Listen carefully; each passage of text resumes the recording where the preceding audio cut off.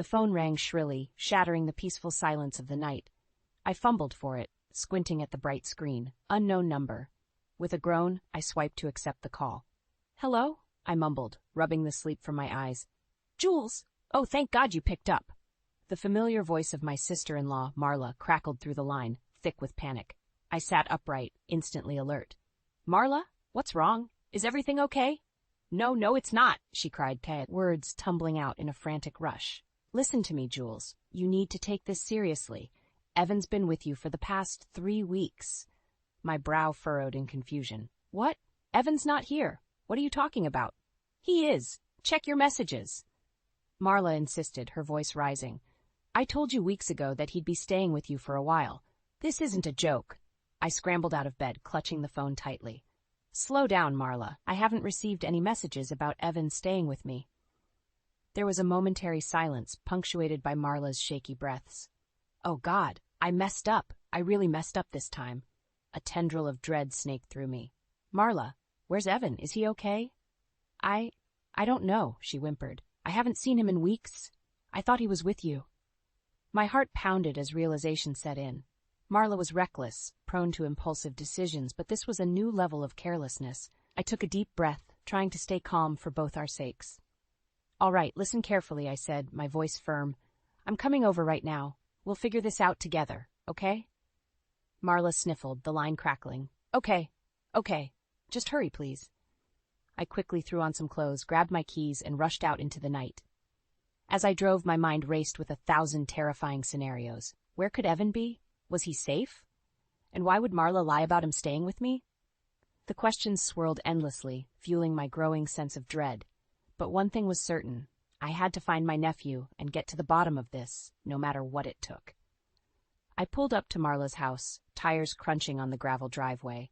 My heart thundered in my chest as I rushed to the front door and knocked urgently. After what felt like an eternity, Marla answered, her eyes red and puffy. She ushered me inside without a word. "Where's Evan?" I demanded, whirling to face her. "What the hell is going on, Marla?" She flinched at my tone, wringing her hands nervously. "I don't know. I really thought he was with you." "You said you hadn't seen him in weeks." I exploded. "How could you lose track of your own son like that?" Marla shrank back, fresh tears spilling down her cheeks. "I'm a terrible mother, I know, but you have to believe me.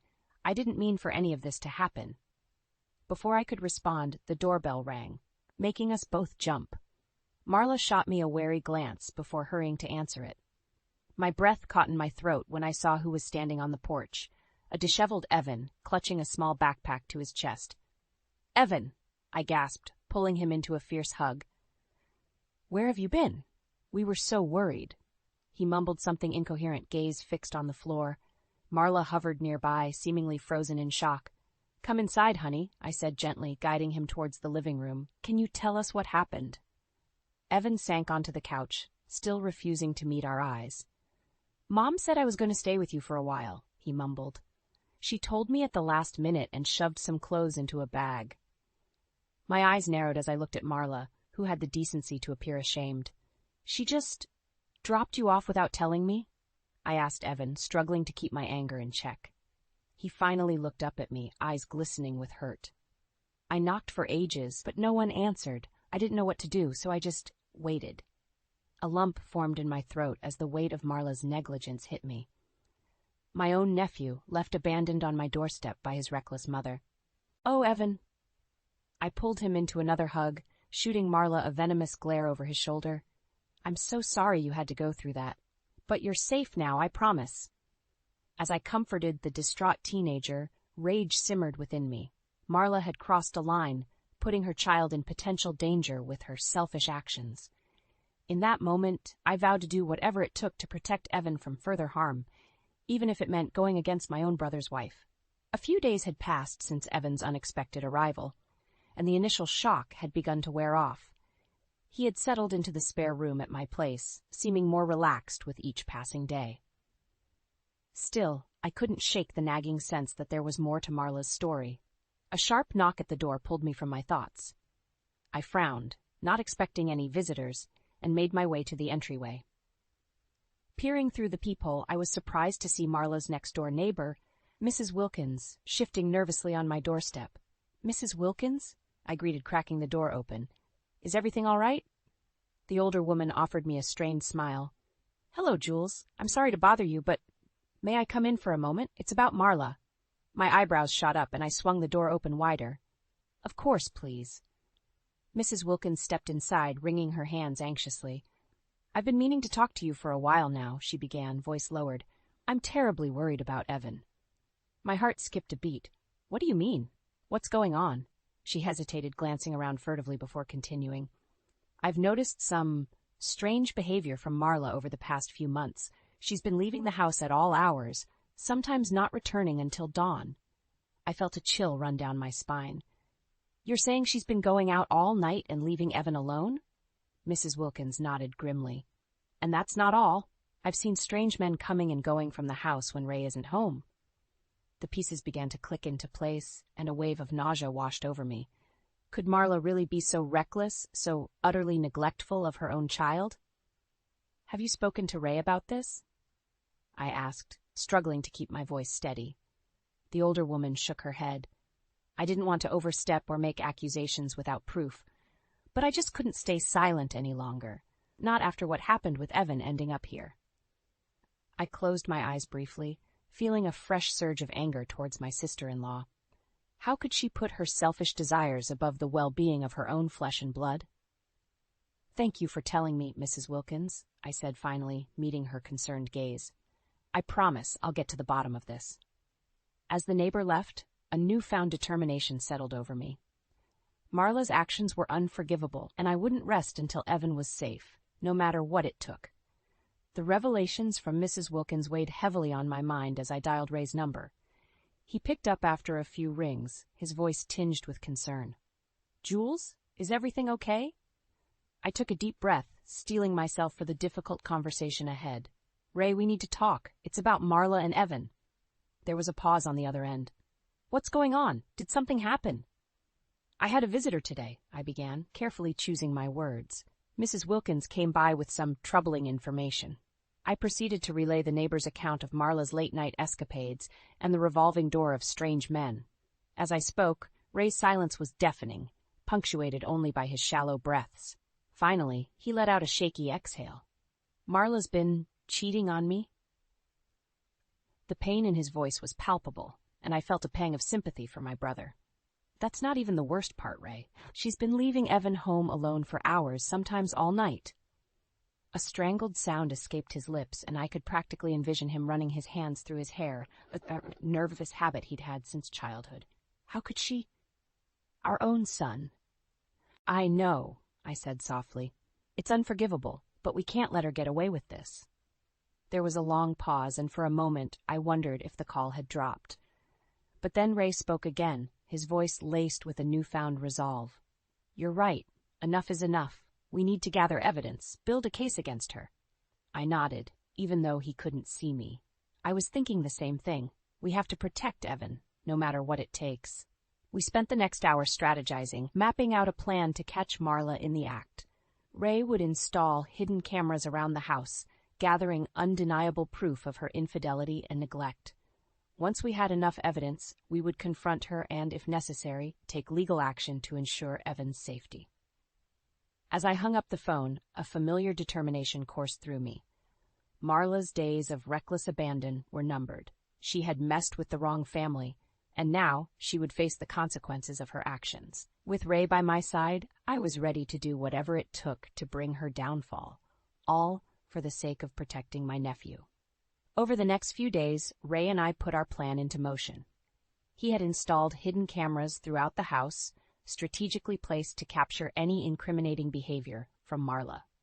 Meanwhile, I kept a watchful eye on Evan, ensuring he was safe and well cared for in my home. One evening, as I was helping Evan with his homework, my phone buzzed with a message from Ray. You need to see this. A knot formed in my stomach as I excused myself and hurried to my bedroom, opening the video file he had sent. The footage was grainy but unmistakable. Marla stumbling through the front door in the early hours of the morning, clearly intoxicated. A strange man followed closely behind, his hands roaming over her in a way that made my skin crawl. I watched in disgust as they tumbled onto the couch, engaged in a heated embrace. The video cut off abruptly, but the damage was done. My blood boiled at the thought of Evan potentially witnessing such a revolting display. More videos trickled in over the following days, each one more damning than the last. Marla entertaining different men, often under the influence of alcohol or substances. Some nights she wouldn't return home at all. The evidence was overwhelming, but a part of me still held out hope that this was all a misunderstanding, a lapse in judgment that Marla would own up to and correct. That hope was shattered when Ray sent me the final video. It was early morning, the sun just peeking over the horizon. Marla's disheveled form appeared on the screen, stumbling into the house and collapsing onto the couch. Moments later, the unmistakable figure of a teenage boy entered the frame. Evan. My heart shattered as I watched my nephew approach his mother, concern etched onto his young face. Marla merely waved him off dismissively, her words slurred and incomprehensible. Tears stung my eyes as the video ended, and I found myself filled with a burning rage unlike anything I'd ever experienced. How could she treat her own child with such callous disregard? In that moment, any lingering doubts or reservations evaporated. Marla had proven herself unfit, unworthy of the precious gift of motherhood. She had sealed her own fate, and now it was time for her to face the consequences. I steeled my resolve, dialing Ray's number with trembling fingers. "It's time," I said, my voice hardened with determination. "We're going to put an end to this, once and for all." The tension was palpable as Ray, Evan, and I gathered in the living room, waiting for Marla to return home. The damning video evidence was queued up, ready to confront her with the harsh reality of her actions. Finally, we heard the telltale sound of her car pulling into the driveway. Ray shot me a resolute look, and I gave him a small nod of encouragement. This was it, the moment of reckoning. The front door burst open and Marla sauntered in, her movements sluggish and uncoordinated. She froze when she saw us assembled, her glazed eyes widening in surprise. "Ray? Jules? What's going on?" she slurred, barely able to form a coherent sentence. Ray stepped forward, his jaw set in a hard line. "We know, Marla. We have proof of everything." She blinked owlishly, swaying on her feet. "Proof of what?" With a flick of the remote, the first video started playing on the TV screen. Marla's face drained of color as the incriminating footage unfolded. Her drunken escapades, the parade of strange men, the night spent away from home. "No," she whispered, her voice trembling. "Ray, I can explain." But Ray was having none of it. "Explain what, Marla? Explain how you've been neglecting our son, abandoning him for nights on end while you're off doing God knows what?" Evan flinched at his father's raised voice, shrinking back into the couch. My heart ached for the poor kid having to witness the sordid unraveling of his family. Marla's eyes darted around the room, a cornered animal seeking an escape. "It's not like that, I swear. I just needed a release, you know? A break from the monotony."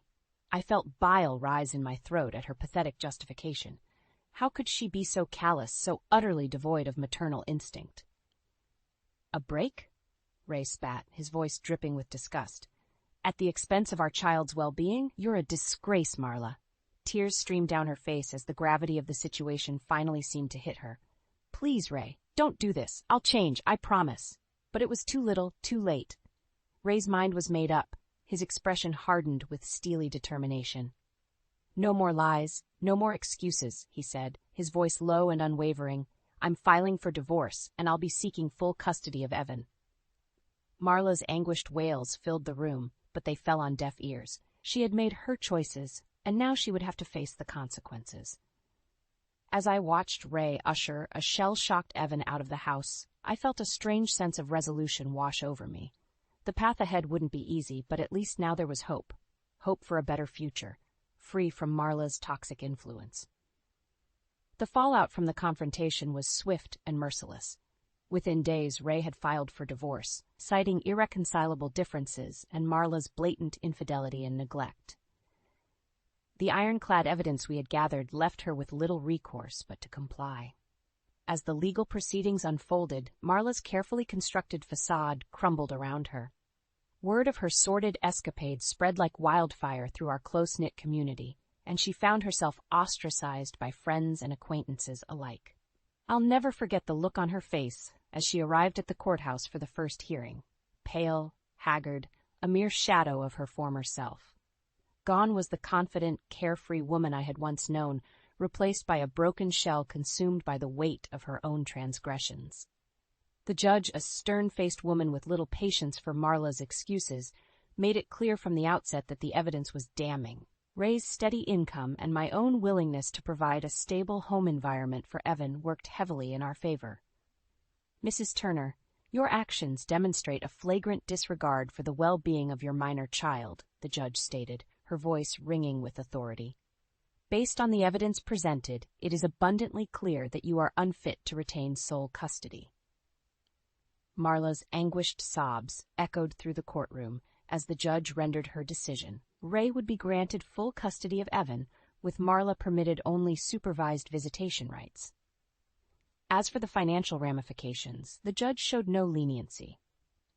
Marla was ordered to pay substantial child support, and the marital home, along with most of their assets, would be awarded to Ray to ensure Evan's continued stability. In the blink of an eye, Marla's world had been turned upside down. The lavish lifestyle she had grown accustomed to was snatched away, leaving her to face the harsh realities of her self-inflicted downfall. I watched as she exited the courthouse, enveloped in a cloud of shame and despair, hounded by the flashing cameras of reporters eager to document her disgrace. A small part of me felt a twinge of pity for the broken woman, but it was quickly overshadowed by a sense of justice served. Marla had made her choices, and now she would have to live with the consequences. Her reckless pursuit of fleeting pleasures had cost her everything: her marriage, her financial security, and most devastatingly, the emotional well-being of her own child. As I rejoined Ray and Evan, I couldn't help but feel a sense of relief wash over me. The storm had passed, leaving in its wake a newfound clarity and determination to build a better future, one where Evan could finally feel safe, loved, and nurtured in a way his own mother had failed to provide. Months passed in the aftermath of Marla's spectacular downfall. The dust had settled, and a new sense of normalcy began to take root in our little family unit. Evan, bless his resilient heart, seemed to thrive under the stability Ray and I provided. The haunted look in his eyes gradually faded, replaced by a renewed spark of life and hope for the future. I'll never forget the pride that swelled in my chest the day he brought home a glowing report card, his academic performance having taken a complete 180 from the previous year's struggles. Seeing him beam with accomplishment, finally free from the weight of his mother's neglect, was worth every ounce of effort we had poured into rectifying the situation. Ray, too, underwent a remarkable transformation. Gone was the broken, disillusioned man who had once stood by helplessly as his world crumbled around him.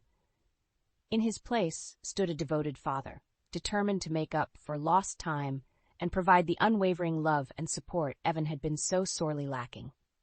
Our little family dynamic fell into an easy rhythm, with Ray and I tag-teaming to ensure Evan never felt alone or adrift.